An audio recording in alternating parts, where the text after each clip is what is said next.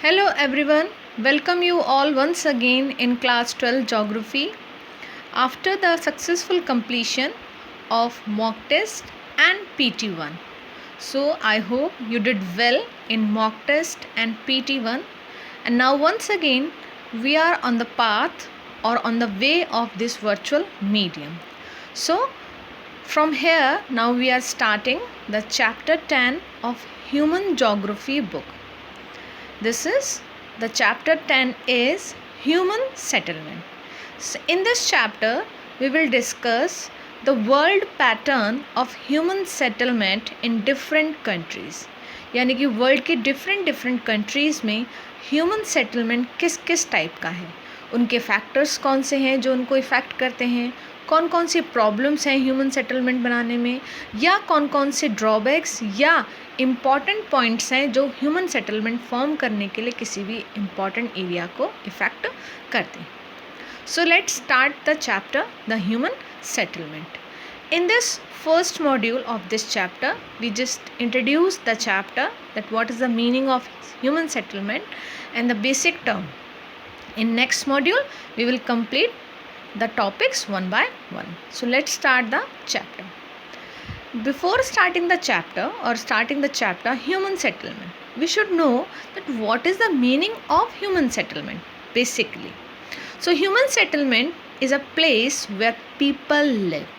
Means a settlement is a place where people can live, whether they are live in villages area, whether they are live in town area, whether they are live in India, whether they are live in America, where they want to live, the area or the place is called as a settlement. As you can see in the image also, this is the image of New York City of America.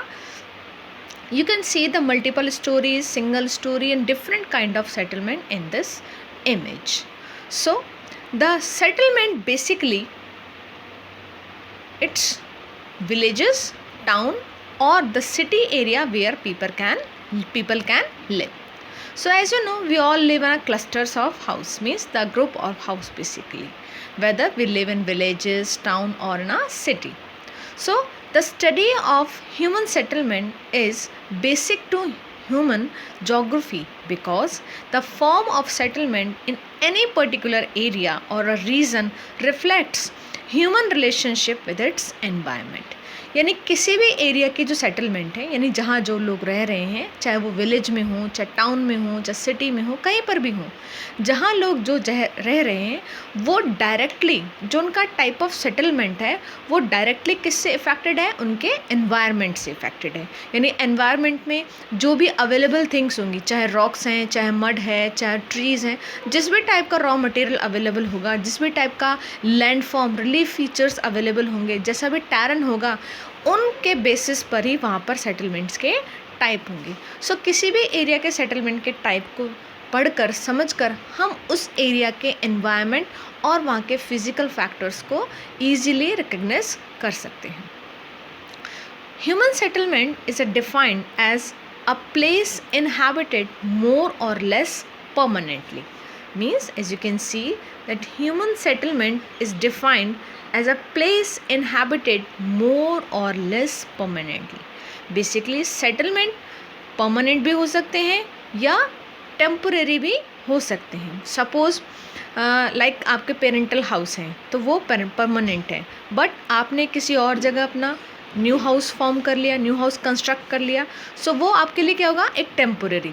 या for example जैसे coastal areas हैं, है ना, सी side areas हैं, तो वहाँ पर जो फिशर्स मैन होते हैं, जब पर्टिकुलर टाइड्स, हाई टाइड्स या लो टाइड्स का टाइम पीरियड होता है, या पर्टिकुलर को सीज़न का ऐसा टाइम पीरियड होता है जिसमें ज़्यादा फिशिंग होती है, तो उस पीरियड ऑफ टाइम के लिए वो उन कोस्टल एरियाज़ में हट फॉर्म कर लेते हैं और उस सीज़न के बाद वापस से अपने डेजिग्नेटेड प्लेस पर चले जाते हैं. So it means settlement can be permanent और लेस परमानेंट. सेटलमेंट परमानेंट भी हो सकते हैं जहाँ आप लाइफ लॉन्ग एक ही जगह रह रहे हैं, और टेम्पोरेरी भी हो सकते हैं.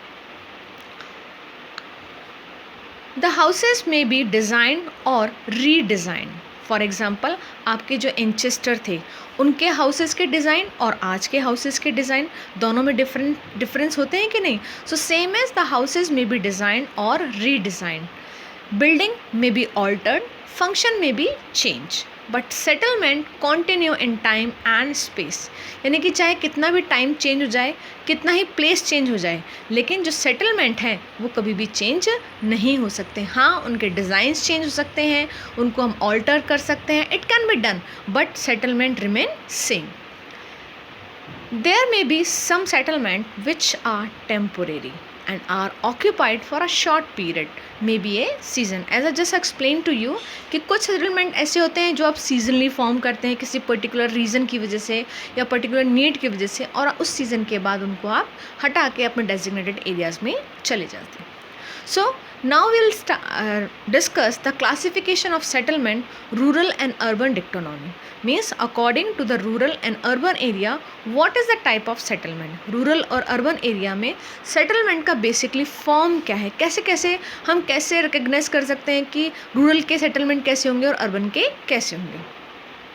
So it is widely accepted that settlement can be differentiated in terms of rural and urban area, but there is no concession on what exactly define a rural or a urban area basically. यानी आप fix नहीं कह सकते कि कौन से type के houses तो रूरल एरियाज़ में बनेंगे, कौन से टाइप के हाउसेज अर्बन एरियाज़ में बनेंगे.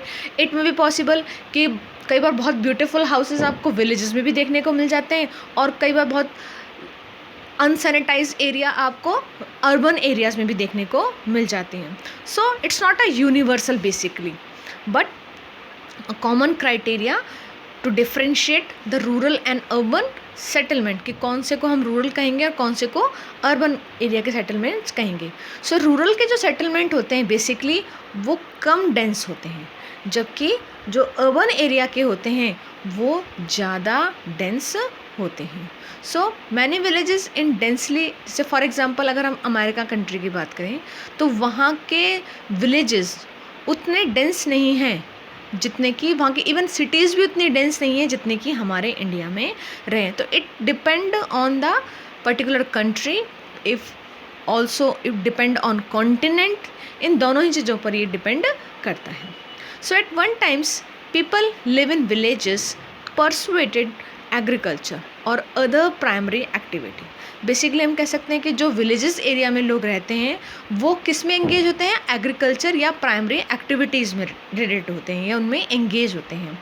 But presently in developed country large section of urban population prefer to live in village even though they work in the cities also, because due to the pollution area, due to the unavailability of proper land, so they also prefer to live in village area.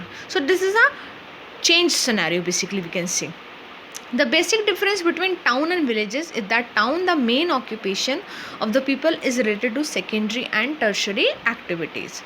Towns और rural area में या towns और basically हम कह सकते हैं villages और towns में जो मेजर जो डिफरेंस है वो ये है कि विलेजेस के जो लोग होते हैं वो primary activity agriculture, mining, fishing इनमें एंगेज होते हैं, जबकि जो अर्बन या हम कह सकते हैं टाउन या सिटी एरिया के जो लोग होते हैं वो किस में एंगेज होते हैं, सेकेंडरी और टर्शरी एक्टिविटीज़ में एंगेज होते हैं, लाइक ट्रेड, टेरिटरी, इन सब चीज़ों में, टूरिज्म, इन सब चीज़ों में वो एंगेज होते हैं, सर्विस सेक्टर बेसिकली.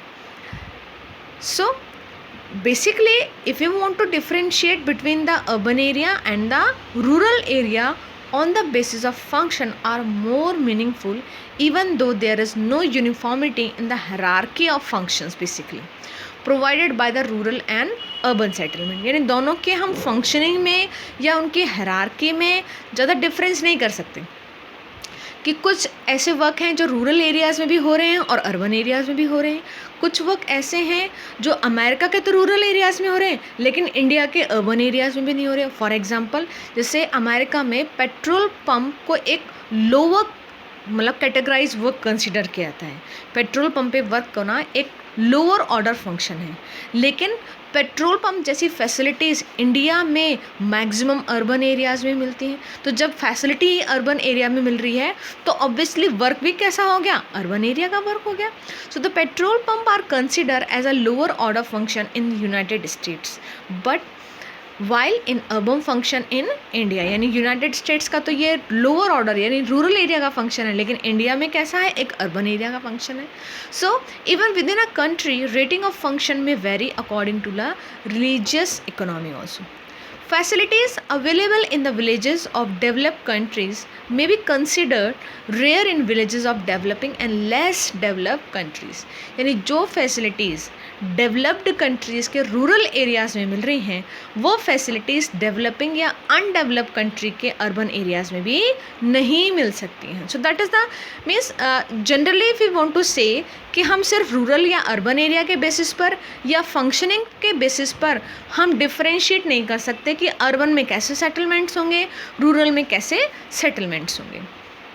लेकिन अकॉर्डिंग टू इंडिया में 1991 का जो पॉपुलेशन सेंसस था उसके अकॉर्डिंग ये डिटरमाइन किया गया कि रूरल सेटलमेंट या अर्बन सेटलमेंट बेसिकली क्या होंगे. यानी हम कैसे डिफाइन कर सकते हैं कि अर्बन सेटलमेंट क्या है और रूरल क्या है. तो बेसिकली अर्बन सेटलमेंट के लिए एक डेफिनेशन दिया गया है.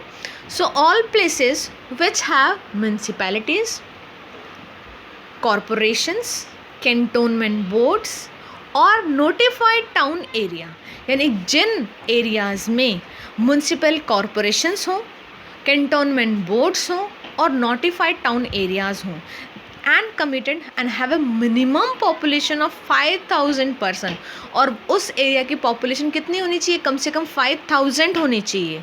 And at least 75% of male worker are engage in non agriculture activities.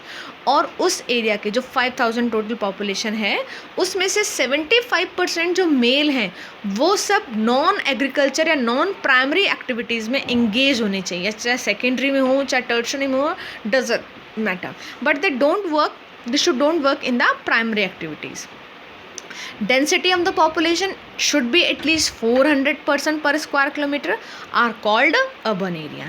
यानी जिस जगह की population 400 पर पर्सन स्क्वायर किलोमीटर हो, जहाँ के 75% मेल नॉन प्राइमरी एक्टिविटीज़ में एंगेज हो, जिस एरिया की टोटल पॉपुलेशन 5000 हो, जहाँ कैंटोनमेंट बोर्ड हो, म्यूनसिपल कॉरपोरेशन हो, उसी एरिया को हम क्या कहेंगे, अर्बन एरिया कहेंगे. यानी सिर्फ फंक्शनिंग के हिसाब से या सिर्फ वर्क के हिसाब से हम रूरल और अर्बन एरिया को डिफ्रेंशिएट नहीं कर सकते. और जब हम इन दोनों एरियाज़ को डिफ्रेंशिएट नहीं कर सकते तो इनके सेटलमेंट्स को भी डिफ्रेंशिएट नहीं कर सकते.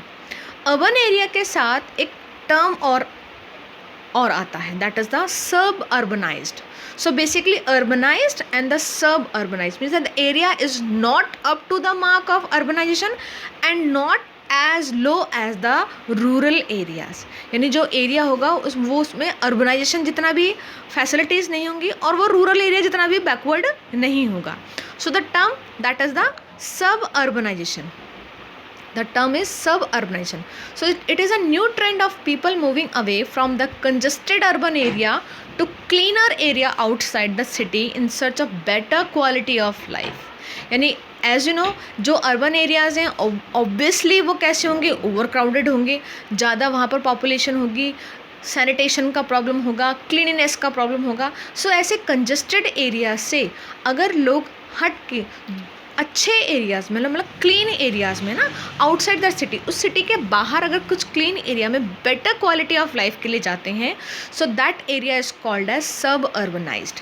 यानी वहाँ अर्बनाइज जितनी तो फैसिलिटीज़ नहीं होंगी लेकिन कुछ कुछ मिलता जुलता अर्बन एरिया जैसा ही होगा. और वो रूरल और अर्बन एरिया का जो ट्रांजिशन जोन है, जो दोनों की मिलने वाली जो बाउंड्री है वहाँ पर होंगे. सो इम्पॉर्टेंट सब अर्ब डेवलप अराउंड मेजर सिटी, जो भी मेजर सिटीज़ होती हैं, मेगा सिटीज़ होती हैं, उनके चारों तरफ ही ये सब अर्ब डेवलप होते हैं. Every day thousands of people commute from their home in the suburb to work their places in the city. Here I am giving an example of Delhi and you can see Delhi, basically this is the New Delhi. You can see the New Delhi. So the Faridabad, the Noida, Ghaziabad, Gurgaon and Bahadurgarh. These are the suburbs. All these are the suburbs, because Delhi क्या है, एक mega cities है जहाँ आपको number of facilities में, it is a urbanised area basically. लेकिन इस urbanised area में वर्क करने के लिए इसके सराउंडिंग में जितनी भी ये जो छोटी छोटी सिटीज़ हैं या हम कह सकते हैं टाउन्स हैं, या बेसिकली अगर हम इनके लिए एग्जैक्ट वर्ड यूज़ करें that is the sub अर्ब्स।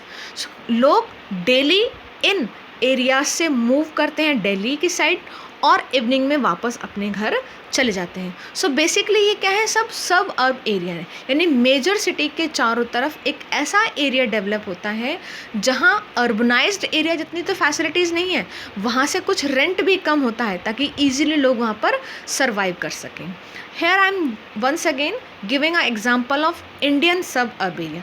India के जो सब अर्ब एरिया हैं उसके कुछ एग्जाम्पल मैं आपको देती हूँ, कुछ पिक्स हैं यहाँ पर जो मैं शेयर कर रही हूँ आपसे।